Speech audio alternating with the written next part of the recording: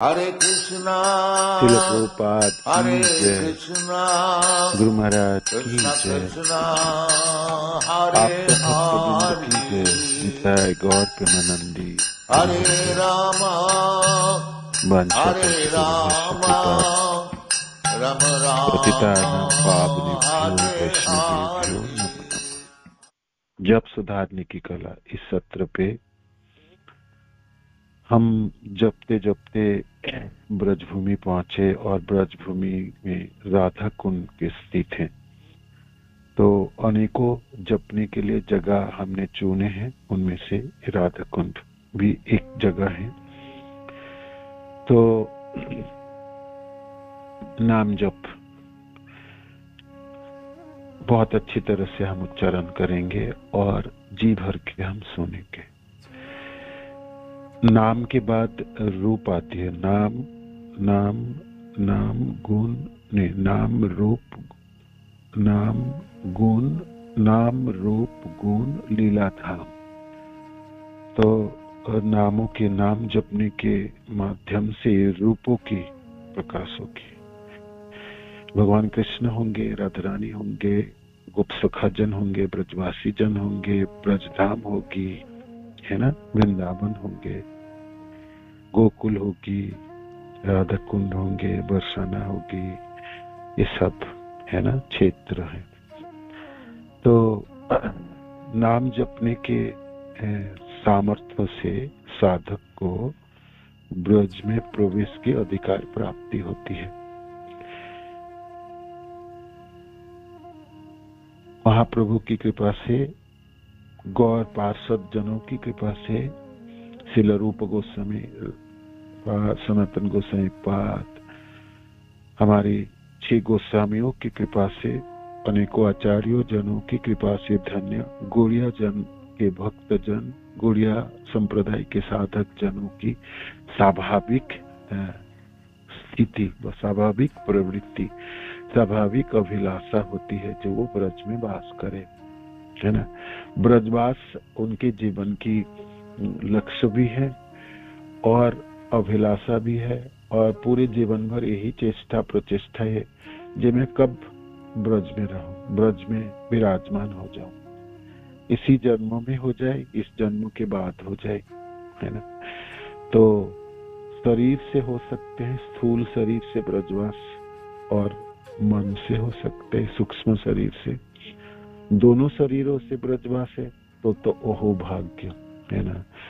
ओहो भाग्य, ओहो भाग्य, भाग्य ही भाग्य है। और स्थूल शरीर से ना हो पाए, कम से कम मन को तो रखनी है, सूक्ष्म शरीरों में वास होना है।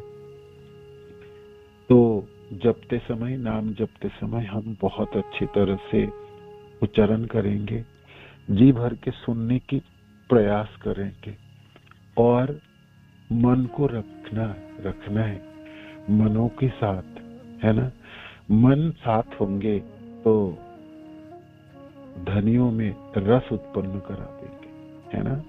जिभार अग्रते चले, हृदय होइते बोले, शब्द रूपे नाचे अनुक्षा।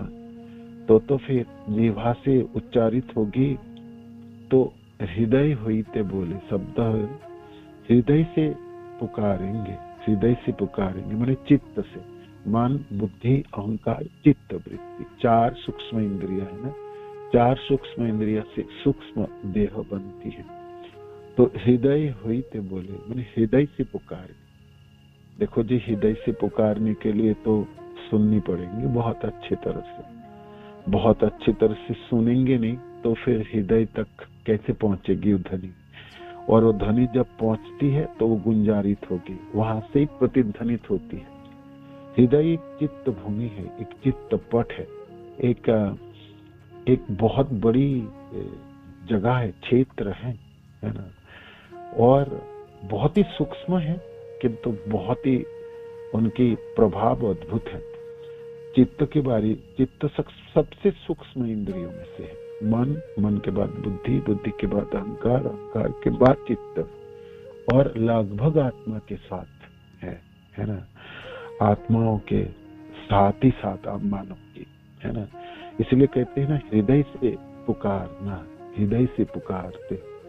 हृदय की पुकार क्या बोलते हैं, है ना? तो ये बोलना चाहते हैं जो आत्मा क्या बोलती है, माने जीव सचमुच आपने को क्या बोलता है ना? बहुत नजदीक है, बहुत नजदीक है, सूक्ष्म है, सूक्ष्म इंद्रिय है। चित्त भी आप जड़ इंद्रिया ही है ना? आत्मा सच्चिदानंद रूप स्वरूप है, किंतु जड़ इंद्रिय होने से भी इनकी प्रभाव अद्भुत है, अद्भुत प्रभाव और अद्भुत शक्ति रखती। मन ही इतना शक्ति रखता है तो फिर चित्त की तो बात क्या सोचो। तो हृदय हुई तो बोले, हृदय से बोलनी पड़ेगी, माने नाम जप आपको रखनी पड़ेगी, नामों को ध्वनि सुनाई देनी होगी। जो भी कुछ आप चाहते हैं, रूप हो, गुण हो, लीला हो, उस सबों में आपकी नामों की ध्वनि होनी चाहिए, है ना? नामों के साथ ही साथ हम वहां पर पहुंच पाएंगे। तो जपना आपको छोड़ना है, जपना बंद हो जाएंगे तो बड़ी मुश्किल है, फिर तो नहीं होगी। जो भी स्फुरन होगी ना वो बहुत जल्दी चली जाएंगे, है ना? नामों के साथ स्फुरन हो, है ना? रूप हो, गुण हो, लीला हो, तीनों चीज नाम के साथ हो। नाम चिंता मणि कृष्ण चैतन्य रस विग्रह, ये रस के विग्रह है, पूर्ण शुद्ध नित्य मुक्त अभिन्नात्म नाम नामिनी। नाम ही तो है जो ये सब कुछ ढोके आपके पास पहुंचाने वाले हैं। तो उन नामों की सहारा से ये सब काम होने वाले, ठीक है? तो अब तो वृंदा राधा कुंड है ना, राधा कुंड। तो राधा कुंड की जो वर्णन है वो तो हमने बताया, आपको महिमा आपको बता दी। रघुनाथ दास गोस्वामी पाद के साथ हमने राधा कुंड में रहे, अनेकों सुंदर सुंदर छोटे छोटे लीलाएं हमने श्रवण किए, किस प्रकार कुंड की संस्कार के वो सभ्य कथा सुने। और भगवान की जीवा है उसमें मिली, पत्थर चट्टाने के ऊपर वो श्रमिक लोगों ने जब श्याम कुंड की वो खोदाई करा रहे थे, संस्कार करा रहे थे, तब एक पत्थरों पे लगाए प्रहार के, तो उसमें से खून टपकने लगे। तो भगवान सपने में रघुनाथ दास गोस्वामी को कहते हैं ये मेरा जीवा है, इसको ना वहां से हटा के दूर जगह में स्थापित कर दो, है ना? तो वो गलती से उन्होंने प्रहार कर दिया। तो भगवान शरीर में विराजमान है ना? ऐसे भी भगवान श्याम सुंदर बाहर से भी वहां पर विराजमान है, राधा रानी विराजमान है। और ये कुंड नहीं है, ये कुंड तो राधा रानी के सबसे प्यारा कुंड है। अनेकों सरोवर कुंड है ब्रज में, किंतु राधा कुंड सर्वाधिक प्रिय कुंड है राधा रानी की। और जिस प्रकार राधा रानी श्याम सुंदर के प्रियतमा है, जिस प्रकार प्यारे लगते हैं राधा को, भगवान श्याम सुंदर को, उस प्रकार उनका कुंड भी उतनी प्यारे श्याम सुंदर के लिए। इसीलिए राधा कुंड में स्थित राधा श्याम सुंदर या प्रिया प्रियतम की जो मिलन है, मिलन स्थली है, बाकी सब जगह की मिलन स्थलियों से सर्वाधिक और सर्वश्रेष्ठ है। राधा कुंड की लीलाओं में अद्भुत वैचित्रता है और मिठास है, आप बोल सकते हो, है ना, एक शब्द से। तो अब हमारी राधा कुंड की जो यात्रा है, जो आपकी दृश्य अब वर्णन होगी, जो कथा वर्णन होगी, आप राधा कुंड में जाके आंखें खोल के देख नहीं पाओगे उसको। आपको आप देखना है तो फिर आंखें बंद करनी होगी और आपको सूक्ष्म इंद्रियों की से सहायता से उनको देखने का प्रयास करना है। चमड़े की आंखों में से देखने की प्रयास करोगे तो आप विफल होंगे। आप सोचेंगे सुना तो मैंने और कुछ हूँ, यहाँ देख और कुछ रहा। राधा कुंड के चारों तरफ पत्थरों से बंधा हुआ घाट है ना, हमने देखे, है ना। आइए आप श्री गोविंद लीलामृत श्रील कृष्णदास कविराज गोस्वामी द्वारा ये शास्त्र विरचित हुई। चैतन्य चरितामृत को लिखने से पहले श्री गोविंद लीलामृत की रचना की थी कविराज गोस्वामी। इसी ग्रंथों की रचना के बाद वैष्णव समाज श्री कृष्णदास को कविराज उपाधि से उपाधि प्रदान किए थे। जीव गोस्वामी पाद ने उपाधि प्रदान कराए थे। श्रील कृष्णदास कविराज गोस्वामी। कविराज शब्द का अर्थ है कवियों के राजा। इस ग्रंथ में उपमा, भाषा के लालित्य, रूपक, छंद और जो अद्भुत वर्णन है वो वैष्णव समाज पढ़ने के बाद सब अचंभित हो गए, चमक माने आश्चर्यचकित हो गए जी, ये ग्रंथ है कि और कुछ है, ये किस चीजों की वर्णन कर दी है कृष्णदास कविराज गोस्वामी। तब से कविराज उपाधि प्राप्त हुई। बाद में उन्होंने अनेकों ग्रंथों की रचना की। श्रील कृष्णदास कविराज गोस्वामी अनेकों ग्रंथ की है और उनके श्लोकास हैं बहुत सारे और अष्टकम है। उनमें से दो और मेन चीज है, एक तो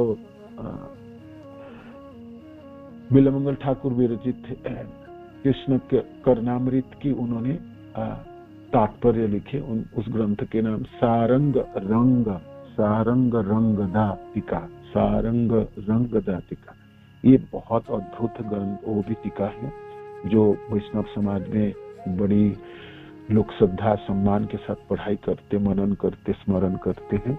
बिलमंगल ठाकुर की विरचित कृष्ण कर्णामृत ग्रंथों की टीका।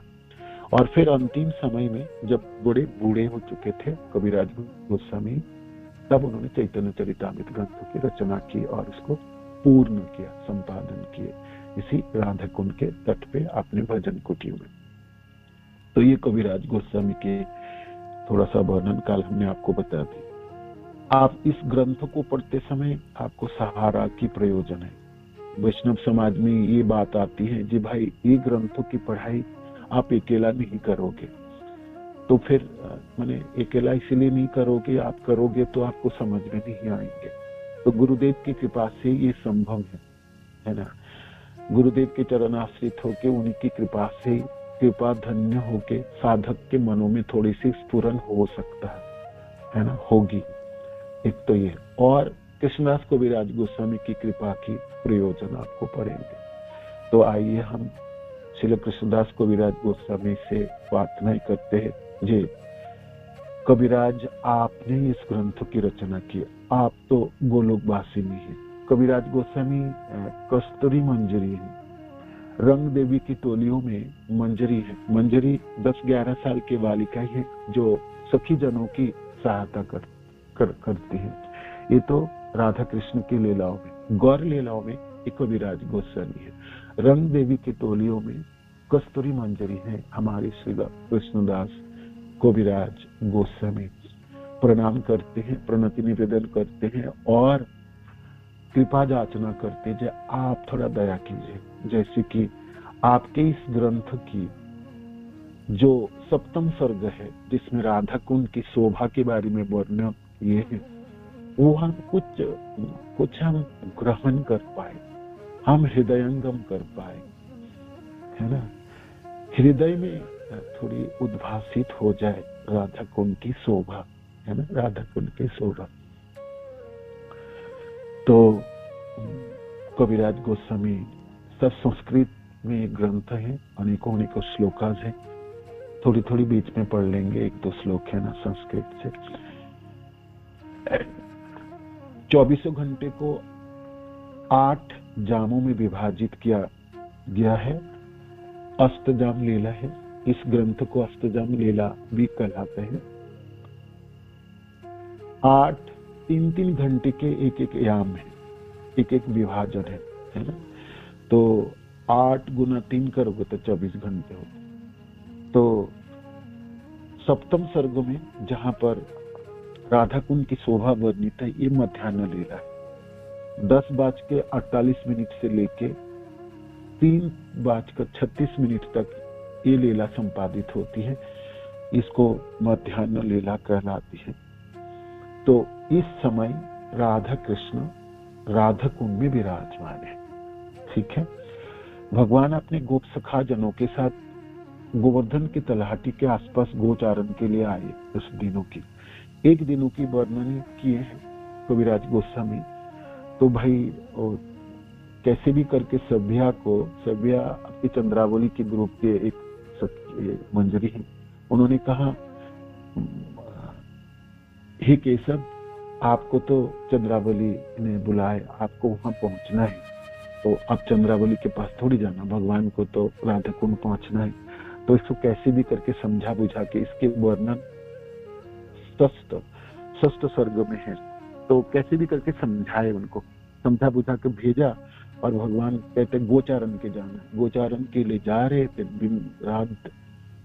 गोवर्धन की तरफ जाना शुरू किए। तो तुरंत उसको याद आए राधा रानी कि नहीं अब तो राधा कुंड जाना है। तो चौड़ा रास्ता छोड़ के साइड पास रास्ते अलक्षित रूप में अकेला ही चुपके से वृंदावन पहुंच गए। तो ये वर्णन है प्रथम श्लोक में है। और इसके बाद वर्णन आई अब राधा कुंड की। श्याम सुंदर राधा कुंड पहुंच गए हैं, उनको तो किसी कुंज में रहने दीजिए। कविराज गोस्वामी आप राधा कुंड की शोभा के बारे में वर्णन कर रहे हैं। राधा कुंड बहुत सुंदर है, कहते हैं मणियों से बना हुआ ये चारों तरफ इनकी घाट है ना, मणियों से बना हुआ, पत्थरों से नहीं इनकी घाट। और इनकी सीढ़ियां मणिमय है, मणि से बनी सीढ़ियां। तो ये चौकर है ना, रेक्टेंगल इनके शेप है, चारों तरफ है ना, चार घाट हैं, पूर्व पश्चिम उत्तर दक्षिण में घाट है, घाट बना हुआ, स्नान करने के लिए घाट है। घाट प्रशस्त है, उसको मंडप कहलाता है ना, उसको मंडप है। अद्भुत अद्भुत भाषा है इस ग्रंथ में, अद्भुत अद्भुत सब उपमा है। उनकी हिंदी भी अनुवाद हम सुने तो बड़े बड़े शब्द प्रयोग किए हैं, है ना। हिंदी अनुवाद ये ग्रंथ मेरे पास है गोविंद लीलामृत की, वो भी मैं आपको पढ़ के सुना दूंगा। किंतु तो हिंदी अनुवाद भी आपको सुनते समय आपको बड़ी ध्यान से सुननी पड़ेगी, नहीं तो हिंदी शब्द भी बड़े कड़क है। तभी भी आपको जहां तक सहज हो सकता मैं आपको बता दूं। चारों दिशाओं में चार घाट है, पूर्व पश्चिम उत्तर दक्षिण, है ना। तो घाट और चारों तरफ मणि से बांधा हुआ है पूरा कुंड, कुंड के चारों तरफ मणि से, रत्नों से बांधा हुआ है। ये रत्न और ये मणि गोलोक की है, वृंदावन की है ना, वृंदावन की। प्रकर सद्म सुकल्प वृक्ष लक्षावृतेश सुरभिरभिपालय लक्ष्मी सहस्र सतसेव्य मान्य गोविंदमादि पुरुषम तमहं भजामि। ब्रह्म संगीता में भाई गोलोक में सब चिंता मणि से बंधा हुआ है सब कुछ। वहां पर ईंट पत्थर ये सब, ये मार्बल वार्बल कुछ ना है, कुछ ना है, कुछ ना है। सब मणियों से रत्नों से बना हुआ प्रकर सद्म घर, आंगन, मंडप, सब कुछ मणियों से बंधा हुआ है। गुरु महाराज की बुक है ना, गोलोक की है, उसको आप पढ़ेंगे ना तो उसमें भी बड़े सुंदर सुंदर वर्णन है, क्या क्या मणि है, किस तरह से है ना, रंग है, वो सब भी वर्णन है। आपको थोड़ी ज्यादा और समझना है तो वो थोड़ा पढ़ के देख लीजिए। तो आप सोचिए मणि से बांधा हुआ, तो आप कहोगे प्रभु जी मणि वो दिखने में कैसा है, वो तो आप शब्दों में ध्यान लगाओ, है ना, मनों को उसमें रखो और राधा रानी से कृपा याचना करो। जे हम तो पत्थरों से बंधा हुआ राधा कुंड की दर्शन किए, मणियों से बंधा हुआ राधा कुंड की दर्शन करनी है। धामेश्वरी आप तो कृपा कर दो थोड़ा सा, जैसे कुछ तो दिख पाए, है ना, कोई घाटों की कोई थोड़ा सा दिखाई दे, है ना। लोल्यम मूल्यम एकलम जन्म कटि सुकृति न वाला, लालसा बढ़ानी पड़ेगी आपको, लुलुपता होनी पड़ेगी। गोस्वामी पाप कहते हैं लालची बनोगे तो और प्रार्थना ही होगा तो हो सकता क्या पाता आपको। मणियों की बंधा हुआ घाट आपको दिखाई पड़े, कुछ तो दिखाई दे। चारों तरफ चार घाट है ना, मणियों से बना हुआ। सीढ़ी मणियों से भी है। सीढ़ी से उतरने के बाद आप थोड़ा उतरोगे तो राधा कुंड है, ठीक है। कुंड तो आपने देखे होंगे, हम सब लोग। ये कुंड में जल नहीं है, ये राधा रानी की प्रेम है, श्याम सुंदर के लिए विगलित प्रेम है। हृदय की प्रेम जल के रूप धारण की है। जलों को दर्शन कर लीजिए, स्पर्श कर लीजिए, मनन कर लीजिए, काम बनने वाला है, ठीक है। चलिए आप थोड़ा सा नीचे आओगे तो हर घाट में दो दो मंडप है ना।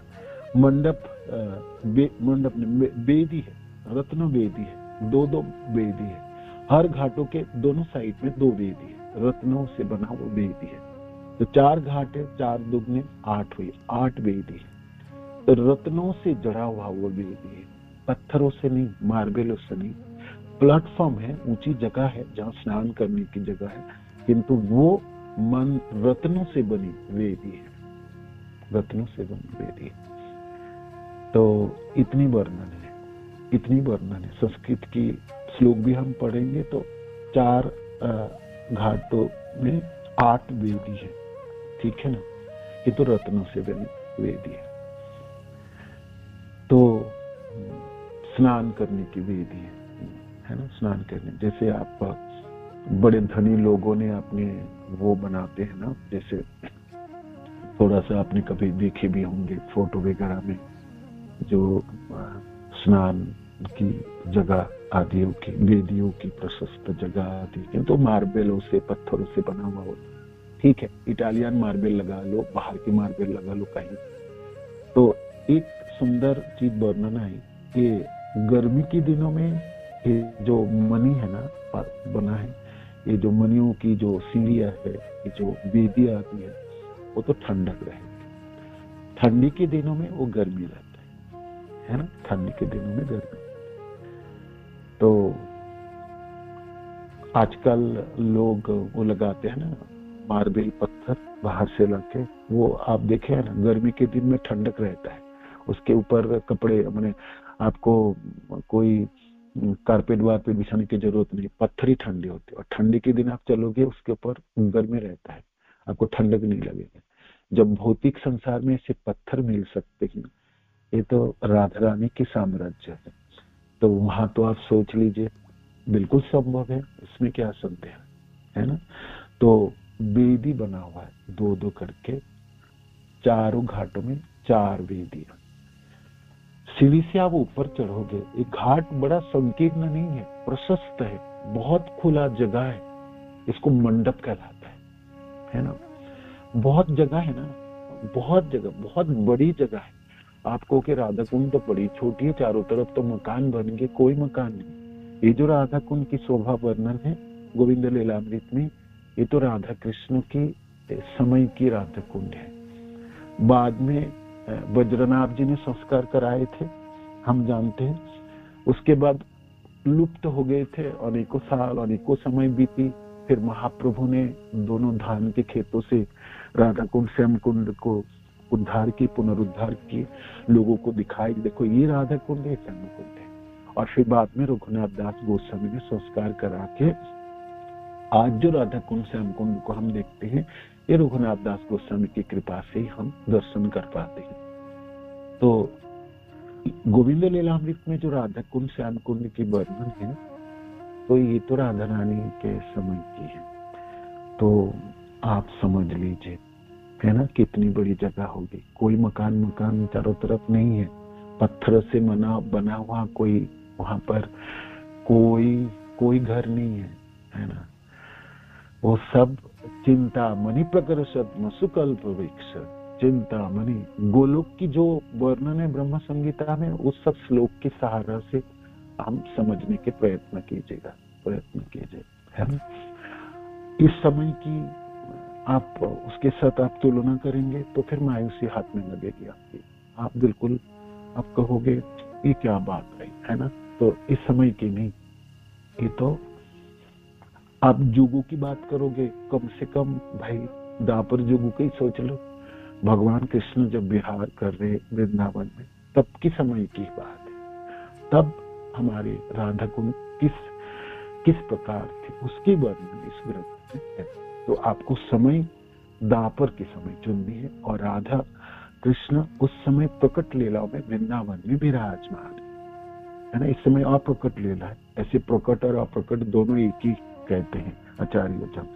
जे भाग्यवान जन, साधक जन आज भी भाई प्रकट लीला ही देखते हैं, है ना। किंतु ढका हुआ है, इस समय अप्रकट लीला कहते हैं चक्रवर्ती पाद भी। तो राधा रानी और कृष्णा की लीला समन्वित वो राधा कुंड है। तो समय आपको थोड़ा पीछे ले जानी पड़ेगी, आप द्वापर के समय की बात कम से कम कर लीजिए, है ना। तो आंखें खोल के देखने की प्रयास करेंगे तो फिर विफलता हाथ में रहेगी। आंखें बंद करके सुननी पड़ेंगे और देखने की प्रयास करने पड़ेंगे। और आपको बिल्कुल भूलना नहीं है, ये चीजों की दर्शन से नाम जप के माध्यम से होगी। नाम जप छोड़ देंगे, जब के ध्वनि आपने सुनना बंद कर दी, राधा कुंड की शोभा बंद हो गई, है ना। बंद कपाट बंद हो जाएंगे, फिर नहीं दिख पाएंगे, फिर नहीं दिख पाएंगे। आपको नामों को उच्चारण करते हुए, है ना, बहुत कल्पना नहीं करना, आपको स्वाभाविक आपको नामों में रति उत्पन्न होगी। आसक्ति के स्तरों पे नाम जपो की ये लीला है ना। अदो श्रद्धा ततो साधु संग ततो भजन क्रिया ततो अनर्थ निवृत्तिशा ततो निष्ठा रुचिस्तथा ततो आसक्ति, है ना। रति समन्वित नाम जप, नामों में आपकी रति उत्पन्न हुई, ध्वनि में आपको मिठास उत्पन्न किया, आपने ध्वनि को अपने हृदय में पहुंचाया और हृदय से पुकारते हैं, है ना। जिह्वार अग्रते चले हृदय हुईत बोले शब्द रूपे नाचे अनुक्षण, ये शब्द ही आपको पहुंचा देंगे, ये ध्वनि आपको पहुंचाने वाले हैं, उस राधा कुंड के तट पे ले जाएंगे, ठीक है। तो सीढ़ी से आप ऊपर चढ़ोगे तो मंडप है, तो मंडप माने घाट के ऊपर वाला पोर्शन में बहुत जगह है, बहुत जगह है। तो दिखने के लिए जो चीज आपके सामने है उसमें दो वृक्ष है, बड़ी बड़ी वृक्ष है। ऐसे तो राधा कुंड के चारों तरफ वर्णन आएगी, आलोक सुंदर सुंदर वृक्ष है, फलों के वृक्ष है, फूलों को वृक्ष से भरा हुआ है, बहुत बड़ी जगह है, चारों तरफ वृक्ष से भरा हुआ है, सूखी जगह नहीं है, लेकिन फलों की वृक्ष है, फूलों के वृक्ष है और बड़े बड़े वृक्ष और तरह तरह के फल और फलों के वृक्ष है। इसके नाम भी कविराज गोस्वामी वर्णन किए। तो कम से कम एक घाटों की शोभा को हम सुन लेते हैं थोड़ा आज के दिनों, है ना। तो बड़ी जगह है, प्रशस्त जगह है, इसको मंडप कहलाता है ना। तो आप थोड़ी सी आंखें घुमा के देखोगे, उसमें दो बड़ी वृक्ष है, हर दिशाओं में दो दो वृक्ष है। तो कविराज गोस्वामी वर्णन करते हैं, आइए आपको हम बता देते हैं वृक्षों के नाम क्या क्या है। दक्षिण दिशा में जो घाट है उसमें दो चंपक वृक्ष है, ठीक है। उत्तर दिशा में जो घाट है उसमें दो आम की पेड़ है, बड़े बड़े, ठीक है। और पश्चिम दिशा में दो बकुल के पेड़ है। और बाकी रहा क्या है, देखो जी, दक्षिण दिशा में तो चंपक वृक्ष है, पूर्व दिशा में कदम्ब वृक्ष है, उत्तर दिक में आम की पेड़ है और पश्चिम दिशा में बकुल के पेड़ है। तो चंपक, कदम्ब, आम्र वृक्ष और बकुल के वृक्ष है।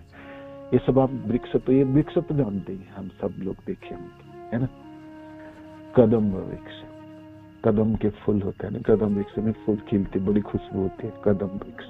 बकुल के वृक्ष तो आपने देखे, बकुलों के फल होते हैं मीठा, जो पकते मीठा फल, तो फूल भी इसपे भीगी भीगी खुशबू होती है बकुलों के फूलों में। और फिर आम तो जानते हैं, आम वृक्ष के बारे में तो आपको पता ही है ना। आमों की जब मंजरी उगती है, जो फूल कहलाते हैं उसको, उसमें भी थोड़ी सी खुशबू होती है, बहुत ज्यादा महंगा वाला खुशबू नहीं, थोड़ा सा मीठा से थोड़ी थोड़ी खुशबू है होती है। और वही चंपक वृक्ष, चंपक के वृक्ष मैंने को देखा भी तो ध्यान में को नहीं, आप लोगों ने देखे होंगे चंपक वृक्ष। तो ये दो वृक्ष है हर घाटों के मंडप में, माने सीढ़ी से थोड़ा ऊपर जाओगे प्रशस्त जगह, दो वृक्ष है। दोनों वृक्ष के में झूला लगा है, हर घाटों में एक एक झूले है ना। झूले तो आप जानते हो, रत्नों की झूला है, सब कुछ रत्न की है, लकड़ी के, ओ ना लकड़ी की है, ना लोहे की है, ना स्टील की है, सब रत्न की है, रत्नमय सब कुछ है। है ना। उनकी रस्सी बांधने की सबको झोला लगा हुआ है, रत्न की झोले है ना टंगा हुआ है। ठीक है, आप ध्यान से थोड़ा सा आंखों फिराओ, आंखें खोल के देखोगे तो नहीं दिखे, बंद करके दिखने। चलो, आप पूर्व दिशा से जिस तरफ से हमको अंदर है ना, तो उस तरफ दक्षिण दिशा से हम कभी कभी दर्शन करने आते राधा कुंड के, कभी कभी हम उत्तर दिशा से भी प्रवेश करने की जगह है इस समय, है ना। तो जहां से भी आप आओ, तो वृक्ष को देख लो जी, झोला देख लो, देखा। अब आगे ये जो वृक्ष है ये बहुत बड़ी बड़ी है, और इनके जो शाखा प्रशाखा आदि है ना, वो नीचे झुका हुआ है, और फलों से और फूलों से भी भरा हुआ है। कहते हैं ना जी, ब्रज में, वृंदावन में हमेशा ऐसा नहीं सूखी बहुत ठंडक हो गई, बहुत सूखा पड़ गया, ऐसा नहीं। हमेशा बसंत ऋतु की जैसा ही मने होती है, शोभा होती है। तो फल और फूलों से भरा हुआ है। जहाँ फल है और फूलों से भरा हुआ होगा वहाँ पक्षी होगी, मनी को भमरा होगी, है ना, सब उसकी खुशबू से खींची हुई आए। तो वो सब चीज भी वर्णन इस ग्रंथ में है ना। झूला देख पाए तो अच्छा किया आपने, है ना, झूला देख पाए। श्याम सुंदर अपने प्रियतमा को दर्शन पाने की इच्छा से, बड़ी अधीरता से, बड़े अलक्षित रूप से, है ना, गोप सखाओं को छोड़ते हुए प्रवेश किए राधा कुंड, है ना, राधा रानी से मिलने की है। भाई राधा रानी आएंगी जाबट से, है ना, जाबट बहुत दूर है राधा कुंड से। आप माइलों से गिनोगे तो 4 माइल 5 माइल तो है। तो कौन बुलाएंगे, कौन लाएंगे, ये सब काम करेंगे वृंदा देवी, धनिष्ठा आदि, है ना। इसकी वर्णन भी पीछे पीछे किए हैं कविराज गोस्वामी, सब कुछ वर्णन किए। श्याम सुंदर अधीर आग्रह में प्रतीक्षा कर रहे राधा रानी के दर्शन के लालसा, दर्शन लालसा। हम लोग पढ़ते हैं ना, कृष्ण दर्शन लालसा, साधक जनों को कृष्ण को दर्शन करने के लालसा। श्याम सुंदर बिल्कुल लालायित है राधा रानी के दर्शन के लालसा से, अधीरता से अपेक्षा करने दीजिए। कोई कुंज है, उस कुंज का नाम है कंदर्प कुंज, उसकी वर्णन आगे के श्लोकों में। बैठने दीजिए, उसको रहने दीजिए। कभी कभी तो उठ खड़े हो जाते श्याम सुंदर, कभी इधर देखते, कभी उधार देखते, कभी उनको धीर नहीं रह सकते, अधीर है, अधीर कृष्ण है ना। ऐसे तो हमने सुनी कृष्ण धीर है, धीर कृष्ण, धीर संगीत, है ना। तो अधीर है, बड़ी क्यों नहीं आएगी, है ना, राधा रानी क्यों नहीं। तो वो तो एक झांकी है राधा कुंड की शोभाओं के बारे में भी है। आगे समय पड़ेगी, ठीक है। आप रहिएगा वहां पर, दिन के समय थोड़ी सी मनन कीजिए। जब आपको कुछ ना दिखाई दे, जपिएगा, नाम जपेंगे, और कविराज गोस्वामी से प्रार्थना कीजिए, गुरुदेव से प्रार्थना ज्ञापन कीजिए, तो क्या पता आपको थोड़ी सी दिखाई भी पड़ जाए, ठीक है।